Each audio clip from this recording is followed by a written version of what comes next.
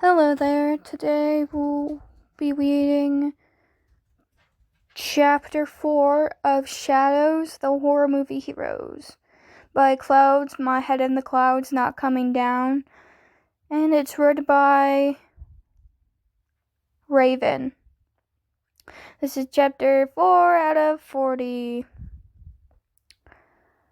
It felt like Kanchan was getting worse. Maybe Izuku was imagining it.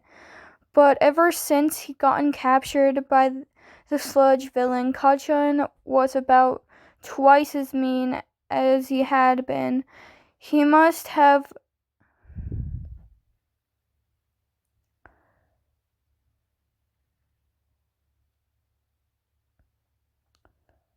compromising for being caught as the victim and trying to regain either a sense of control or a sense of power. But in the end, it didn't matter what had led to the change.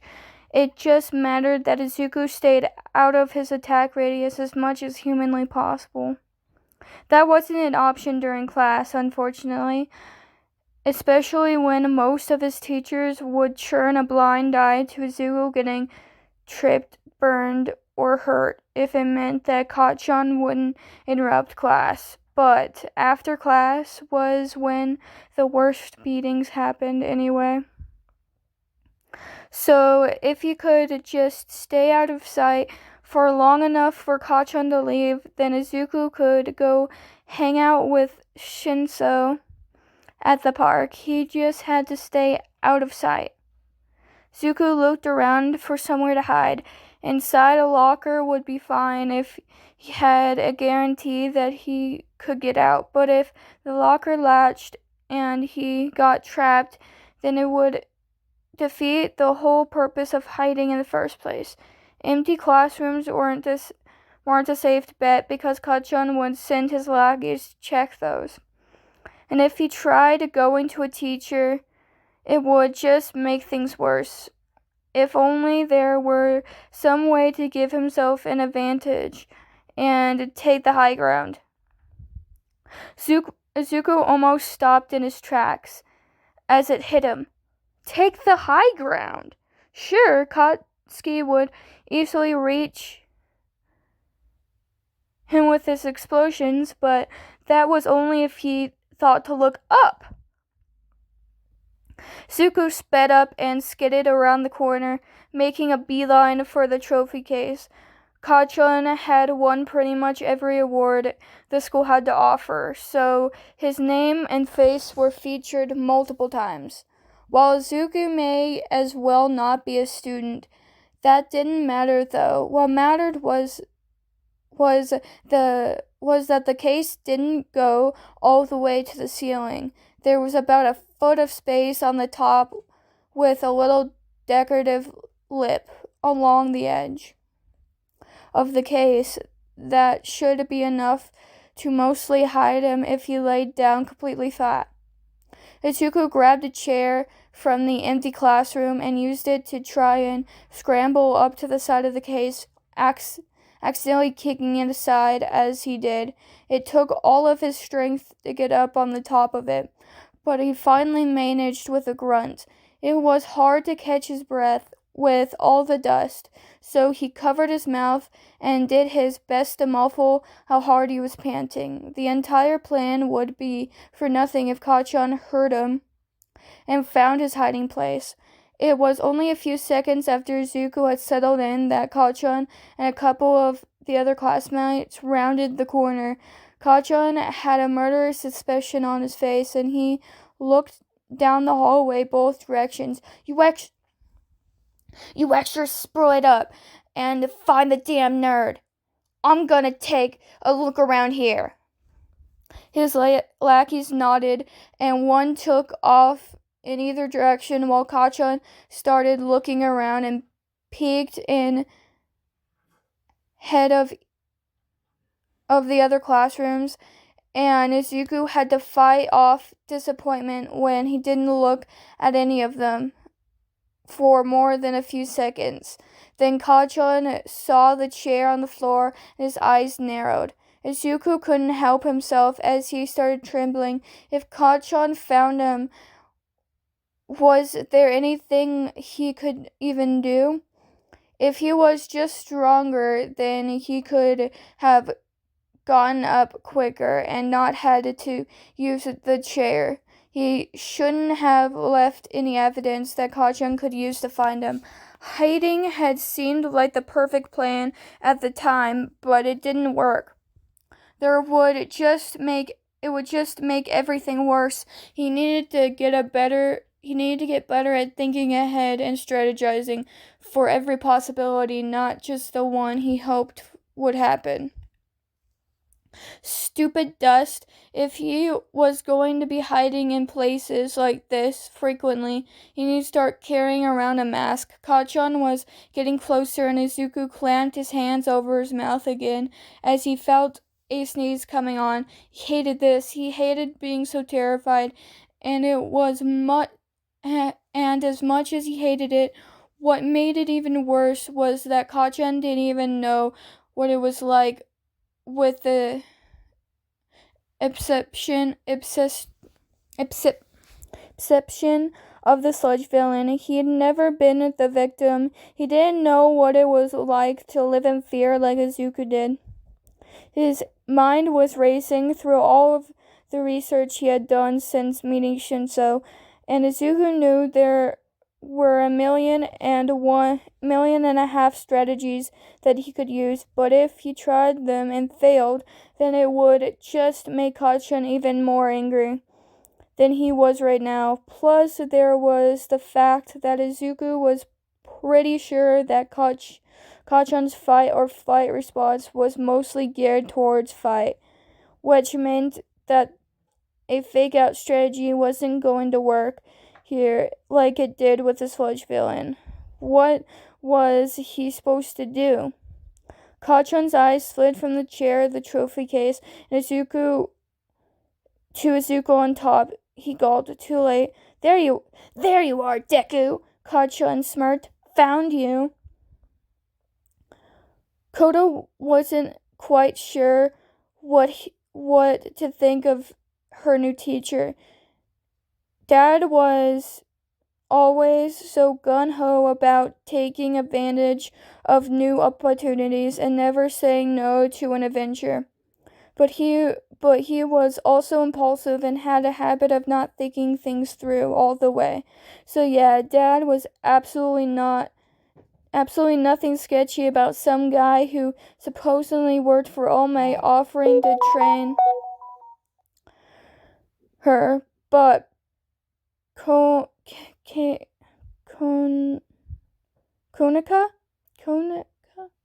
Jiro. I'm just gonna say Jiro, because I can't seem to figure out how to pronounce her first name. Jiro was obviously picking up more than a few red flags that mirrored bringing pepper spray along with her first training session. If Toshinori Yagi hadn't been listed as an employee on All Might's website, she wouldn't have even shown up at all. But a little extra training from someone who actually knew the hero industry would be extremely valuable. So even though she was pretty sure he was lying about something, she had decided to give him the benefit of the doubt for now.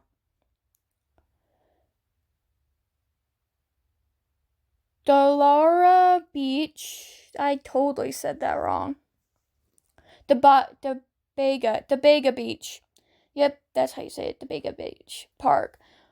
When Yagi had told her the meeting place, she had been expecting more. Well, just more. The park, if she could even call it that, was so disused that people had started using it as a public dump site, and if there had ever been a playground anywhere sound here,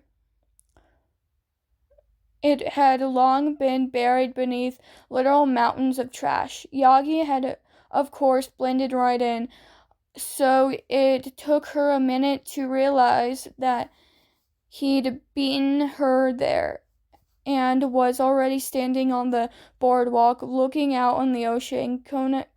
Jiro wrinkled her nose and winced at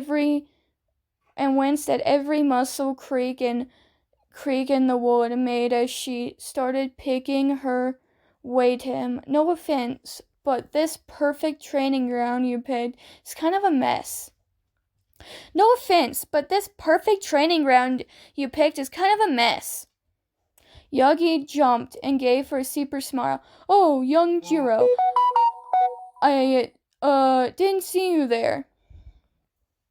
Jiro gave a skeptical look. So, are we gonna train or what? Yes, of course. Yagi snapped into action and started making his way back to the beach with much less care than she had taken. Most likely because he couldn't hear every concerning creak in the wood made as they put weight on it. But they somehow managed to reach the sand without the boardwalk collapsing under them. Jiro breathed a sigh of relief. This was definitely turning out to be an adventure. So, young Jiro, Yagi began, leading her through the piles of trash. I must admit that I haven't been completely honest with you. His farm started to shift and Kiona cursed under her breath and grabbed a can of pepper spray out of her pocket. Go on an adventure, Dad said. It'll be a great opportunity, he said. Jiro swore to God if she got murdered, she was going to haunt her father for the rest of his miserable life.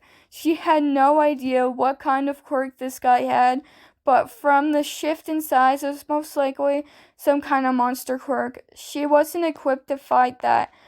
What was she gonna do? Yagi had already lured her out of sight of the street, but they were still close enough that if she pepper sprayed him and bolted, she might just be able to get away before he recovered. She braced her feet, and as soon as the smoke had cleared enough for her to tell where the creature's eyes were, she fired. Bullseye.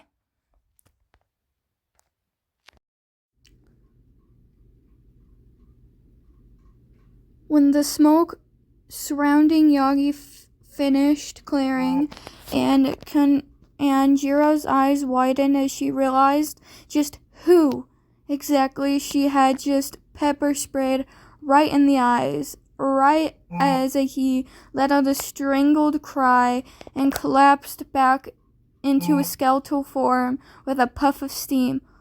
All Might? Yes? All Might coughed up a small amount of blood, making Jiro feel even worse. Well, I knew you were out strong. Oh, the wrong voice. Well, I knew you were strong enough for my quirk. Where's my phone? Here, call recovery girl? Here, call recovery girl. Jiro just was shaking as she grabbed his phone out of his hand and searched through the contacts.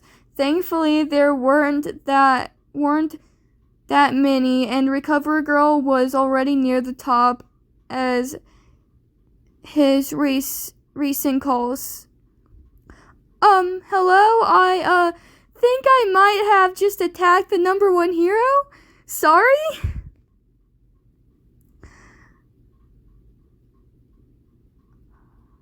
Hitoshi was trying really hard not to feel betrayed. After going to Midoriya's house, he thought that they were at least partners, if not friends, but here he was in the middle at the meeting place alone. Midoriya had really didn't strike him as the type of guy to be late, so at this point he was probably safe to assume that he wasn't showing up at all.